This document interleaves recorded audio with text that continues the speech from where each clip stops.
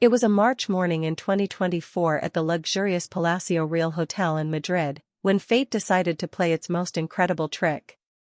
Diego Martinez, 34, a concierge and single father to an 8-year-old girl, was polishing the marble floors in the lobby, wearing his green apron, when the phone rang. On the other end, a woman's voice spoke in fluent Dutch, looking for a candidate for a managerial position in Amsterdam. Diego, who had studied languages in university before having to give everything up to raise his daughter Sofia after his wife's death, instinctively replied in perfect Dutch, explaining it was a wrong number.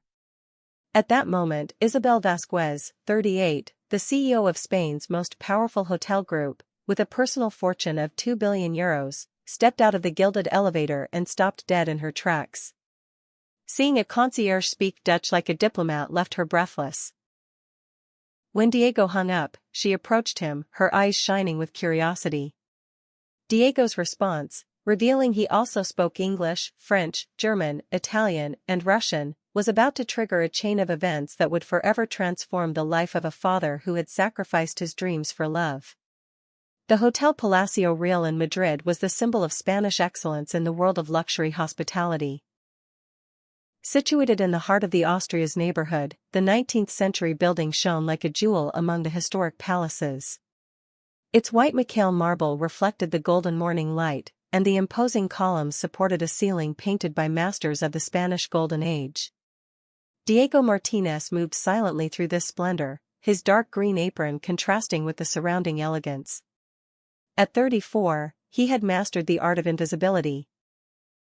Walking without a sound, working without disturbing, existing without being noticed.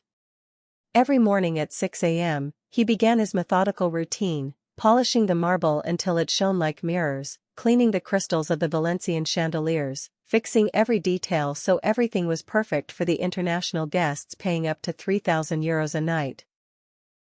His face showed the signs of a hard life, premature wrinkles around his eyes, calloused hands from physical labor, a weariness he could never fully hide.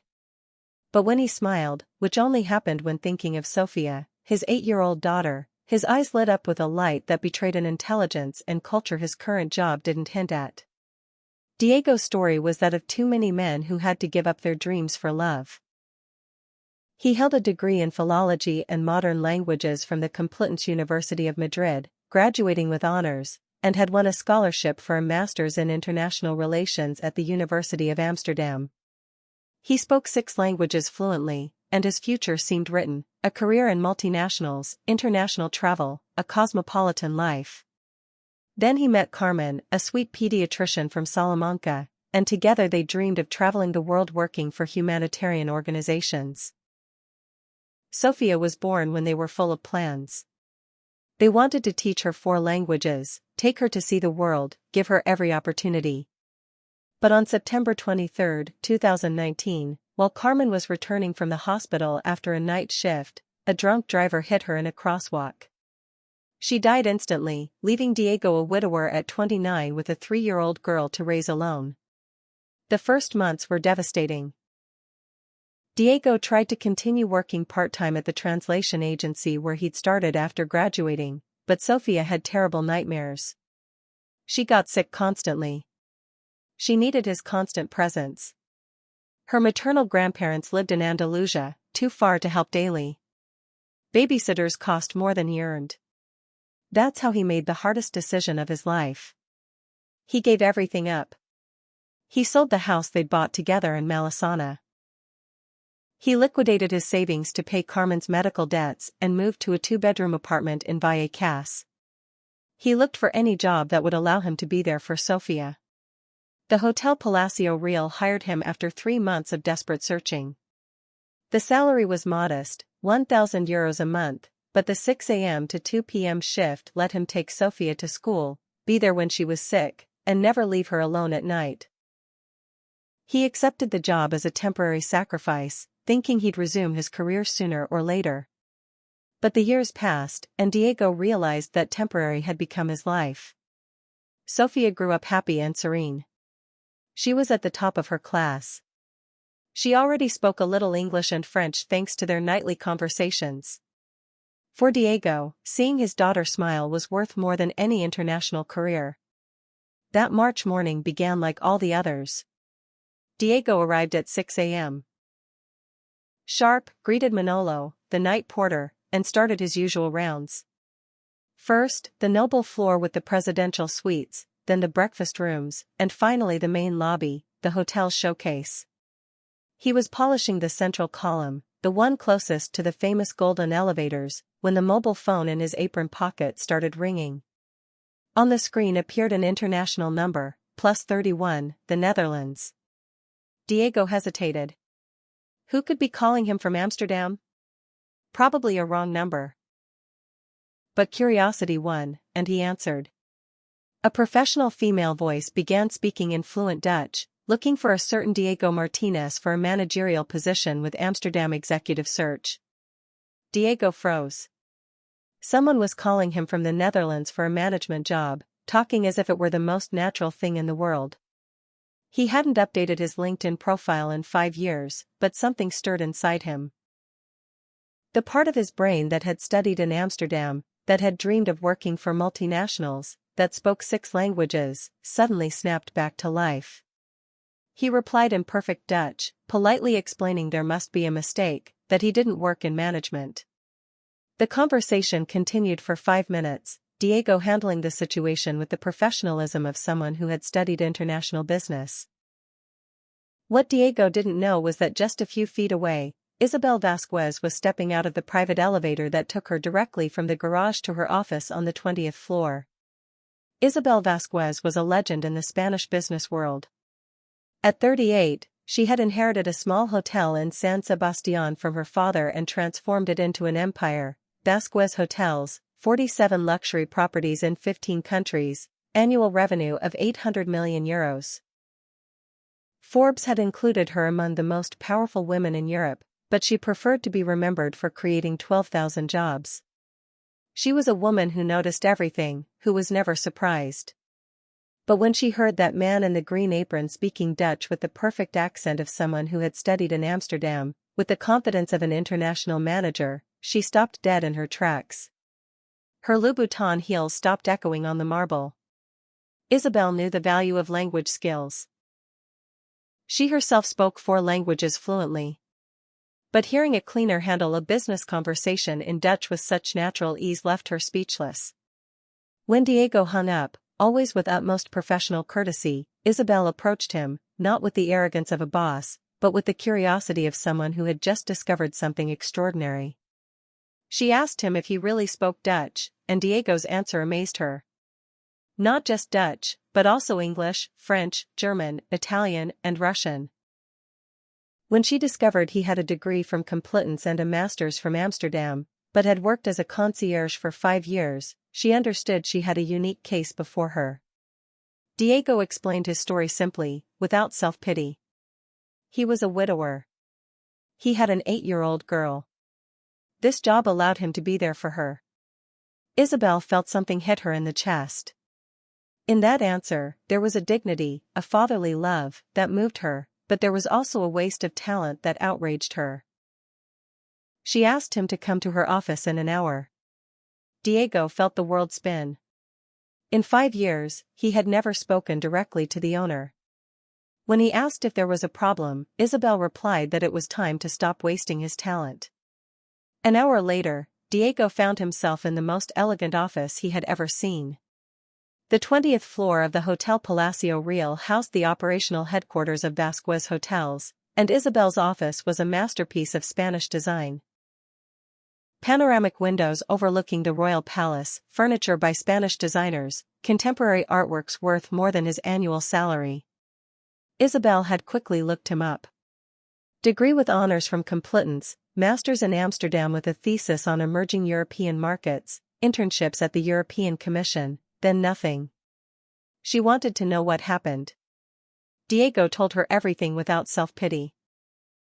Carmen's death, 3-year-old Sofia who wouldn't sleep at night, the choice between career and fatherhood, the 5 years spent cleaning floors while his mind grew rusty. He spoke with the simplicity of someone who has accepted the consequences of their decisions. Isabel listened in silence, seeing in this man something she rarely found in the business world: authentic integrity. Then came the proposal that changed everything. Vasquez Hotels was opening its first hotel in Amsterdam, the most important project in its European expansion.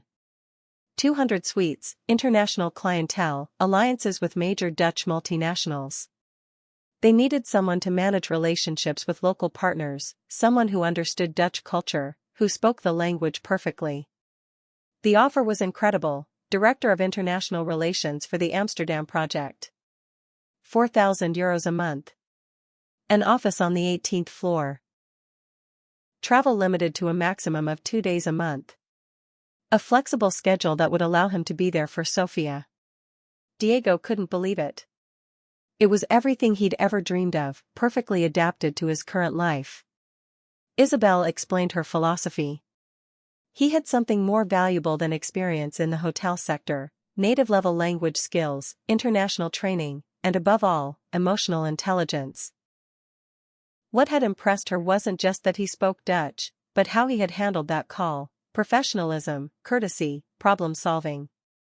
When she told him he was wasting a diamond by making him work as coal, Diego understood that this woman saw in him what he himself had forgotten he was. He accepted with one condition: he wanted to keep taking Sofia to school every morning. Isabel smiled. She had a daughter too. She knew how important it was to be present. The workday started at 9 a.m. School was at 8:30. Perfect. 2 weeks later, Diego looked at himself in the mirror of the bathroom in his new office on the 18th floor. He was wearing a navy blue suit that Isabel had insisted he buy with an advance on his salary, and for the first time in 5 years, he recognized himself. His office had a stunning view of Madrid and a desk from which he coordinated the opening of the Amsterdam hotel. In just 2 weeks, he had already established contacts with the main Dutch tour operators, negotiated alliances with 3 multinationals for business stays, and solved a bureaucratic problem that had been blocking construction permits for months. But the most beautiful change was at home. Sofia couldn't believe her eyes when Diego showed her the new apartment in Chimbery, a bright 3-bedroom flat with a room just for her and a library full of books in different languages. That night they had dinner at the Japanese restaurant Sofia had always dreamed of trying. The girl asked him if he was now important, like the people on TV. Diego replied that he had simply gone back to doing what he had studied for. On Friday night of the second week, Isabel came to his office to see how the Dutch project was going. Diego had exceeded all expectations. An agreement with KLM for corporate flights, and a deal with the Michelin-starred restaurant chain Van der Berg wanting to open a location in his hotel. Isabel smiled. In 2 weeks, he had made more progress than the previous manager had in 6 months. Then came the second proposal Diego didn't expect. Vasquez Hotels was planning expansion into 4 other European countries over the next 3 years. Isabel wanted to appoint him general manager of international expansion. €7,000 a month, performance bonuses, and 2% equity in the new European division. Diego had to sit down. Not even a month had passed since he was cleaning those floors, and now he was being offered a position that would make him one of the youngest executives in the sector. Isabel explained that she had learned to recognize talent when she saw it. It wasn't charity, it was just recognizing what he was truly worth. That night, Diego went home and found Sofia doing her English homework. For the first time in 5 years, when Sofia asked if they could buy the new bike she'd seen in the window, Diego could say yes without a second thought. 6 months after that life-changing call, Diego Martinez had become a case study at Spanish business schools. The Amsterdam hotel had opened 3 months ahead of schedule and already had 95% occupancy. The international alliances he had established generated an additional €15 million in revenue in the first semester. But the biggest success was measured in Sofia's smile, now attending a bilingual international school and dreaming of becoming an ambassador. It was measured in Diego's serenity, who had finally found himself again after years of sacrifice. That Tuesday morning, Isabel entered his office with a serious expression. They had received an offer from Marriott International, They wanted to acquire Vasquez Hotels for 100 million euros. Diego leaned back in his chair, amazed. It was a sum that would make Isabel one of the richest women in Spain, but she had refused. She explained that when her father had left her that hotel in San Sebastián, his dream wasn't for her to sell to an American multinational, but for her to create something Spanish that could compete globally. She had a different proposal: to offer Diego 15% of Vasquez Hotels, to make him her partner in the global expansion. He would handle all international business. She would maintain strategic control in Spain. Diego couldn't process what he was hearing. 15% of a company valued at 100 million meant a sum he had never dared to dream of. He looked out the window, seeing Madrid from the heights. A year ago, he was cleaning those same windows from the outside. Now he was deciding the future of a hotel empire, looking out from the inside. When he asked why she was doing all this for him, Isabel replied that when she had seen a concierge handle an international call better than executives with 20 years of experience, she understood that fate was sending her the right person at the right time.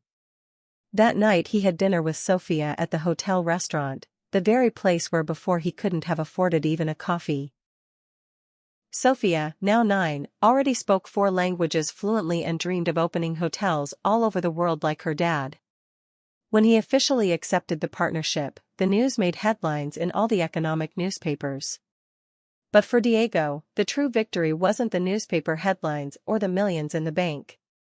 It was being able to tell Sofia that dreams, even those buried for years, can always come back to life if you have the courage to recognize them when they knock on your door. 2 years after that transformative March morning, Diego Martinez was on the cover of Fortune Spain as Executive of the Year under 40. Vasquez Hotels had become the fastest-growing European hotel chain with 73 hotels in 18 countries and revenue of 1.8 billion euros. But the sweetest success was named Sofia, now 10, who spoke 5 languages fluently and had just won a scholarship for a summer business course at the London School of Economics. That afternoon, in their joint office planning the New York opening, the secretary announced an unexpected visitor, Sandra van der Berg from Amsterdam Executive Search, the woman from the call that started it all. Sandra was an elegant woman around 50 with that professional air typical of international headhunters. When she entered, Diego immediately recognized her voice. She had followed Diego's story in the Dutch media. She found it incredible how a random call could change a life, but she wasn't there by chance. She represented a consortium of Dutch investors interested in the European hotel sector. After seeing Vasquez Hotels' results, they wanted to propose a joint venture to develop a new business hotel chain in Northern Europe. The meeting lasted 4 hours and concluded with a preliminary agreement of 300 million euros to create Nordic Hospitality Group, a new chain that would bring the Spanish model of luxury hospitality to the Scandinavian countries. That night, in the chalet in Las Rosas where they now lived, a house with a garden the girl had always dreamed of, Diego watched his daughter study Mandarin Chinese on her computer. Sofia told him that at school she had written an essay about him, the person she admired most. She had written that her dad had shown that when life knocks you down, you can always get back up stronger. That he did a humble but important job. And when the opportunity came, he was ready. That night, looking at the moonlit garden, Diego thought about the incredible journey that had taken him from an apartment in Vallecas to this chalet, from 1,000 euros a month to being a partner in a 2 billion euro empire. But what made him happiest was knowing that Sofia still looked at him with the same loving eyes as when they were poor, and that she had learned the most important lesson: in life, you should never stop dreaming, because sometimes fate calls when you least expect it. 3 years after that life-changing call, Diego found himself on the main stage at the World Economic Forum in Davos as a keynote speaker. The topic of his address was "When Hidden Talent Becomes Global Leadership," and in the audience were some of the most powerful CEOs in the world. His message was simple but powerful: 3 years ago, I was a concierge earning 1,000 euros a month. I'm here now not to brag about success, but to prove that talent can be anywhere, even where we least expect it. Never judge a person by the job they do, but by the potential they carry inside. In the front row, Isabel watched him with pride. Vasquez Hotels was now present in 23 countries, had 127 hotels, and a market value of 4.2 billion euros. But what made her most proud was seeing how Diego had never forgotten his roots. When he came off stage, Diego was surrounded by businessmen and journalists. But he only had one thing on his mind: getting home to Sofia. Now 13, Sofia had become a brilliant student at the International Institute of Madrid. She had already received scholarship offers from Harvard and Oxford, but above all, she had maintained that sweetness and wisdom that had always characterized her. That night at dinner, Sofia told him she was proud of him after seeing his speech online. Diego replied that everything he had built meant nothing if he wasn't a good father to her. Sofia took her father's hand and told him he had always been a good father, poor or rich. The difference was that now he could help other people, just like that lady had helped them. It was true. In the last 2 years, Diego and Isabel had created the Hidden Talents Foundation to provide scholarships and job opportunities to people in economic difficulty. They had already changed the lives of more than 3,000 families across Europe. That night, before going to sleep, Diego received an unexpected call from Sandra van der Berg. She had a confession to make. That call 3 years earlier wasn't entirely a wrong number. She had actually found his LinkedIn profile referred by a former professor from Complutense who knew his situation and wanted to help him.